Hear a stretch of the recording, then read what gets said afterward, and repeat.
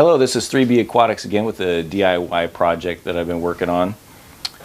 It is actually a CO2 manifold, and the reason I was working on this is I didn't like the idea of using PVC, and just because of the safety hazards, those things can blow up on you or whatever. So I wanted something a little bit sturdier. So I've been sourcing some parts, bought a lot of wrong parts up until now. So I thought I'd share the correct parts and share my project with you in case you wanted to build something like this that will be safe and beneficial for your planted aquariums. So right here, this is the manifold. It's actually a block of machined aluminum. I got this from Zorro. I got the bubble counters and the needle valves from eBay. And then I've got the reducers and the other miscellaneous fittings from Amazon. And I'll leave links below in the description. They're not affiliate links, they're just straight links, just to save you some time. So we'll go ahead and put this together. And just a note, let's see so you can see that.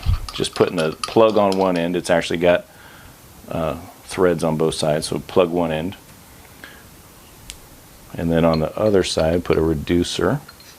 It's a 3/4 reducer to 1/4. All right. So then you put in the elbow here. And for now, I'm going to go ahead and put a 3/16 barb on here, but eventually I'm going to have a braided cable made that'll go directly to the CO2 solenoid. But for now, this is what I'm going to use. So that's what we have so far. And this is a 5-port distribution block. Zorro has, I think, up to 10 ports. And it's important to get the right one because of the spacing between these ports is very important, because of when you'll see when we go to put the bubble counters on, if there's not enough spacing between these ports, you won't be able to thread the bubble counter on there.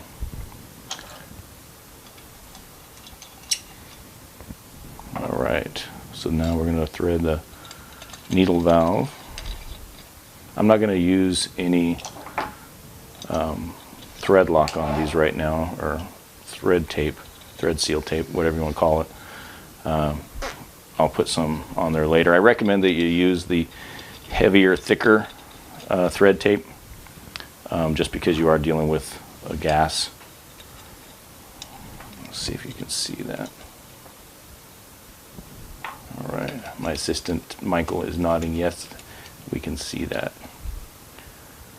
Okay, so now, but notice why the port spacing is important. See right here? If those were any closer, you wouldn't be able to thread these needle valves on. So that's why I was saying that the port distance is important. All right. So I think I already said this, but on Zorro there's several different versions of this that actually, if you wanted more ports, you could get up to 10, I think. All right, so hopefully that camera is in focus on this side. Is it in view? Okay, good.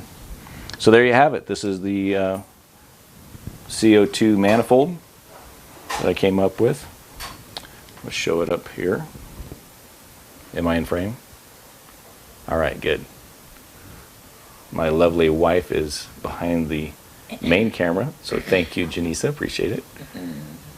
And this is what we have. So there's the reducer and the plug. So hopefully you found this beneficial, and if you have, please go ahead and like and then subscribe if you haven't already subscribed. It really helps a lot with YouTube. We're trying to grow our channel, and we're really hoping to be of benefit. And I'll leave a link up above to some of the other videos that are related to aquascaping and some of our planted tanks and where we're going to use this manifold. Also, I think I said that I'll leave some links in the description below. You said that 2 times. I said it 2 times, so I'm repeating myself now. Whatever. We filmed this so many times I lost track. It's already 9:30. So anyway, this is 3B Aquatics. Thank you for joining us, and we'll see you next time. Thanks.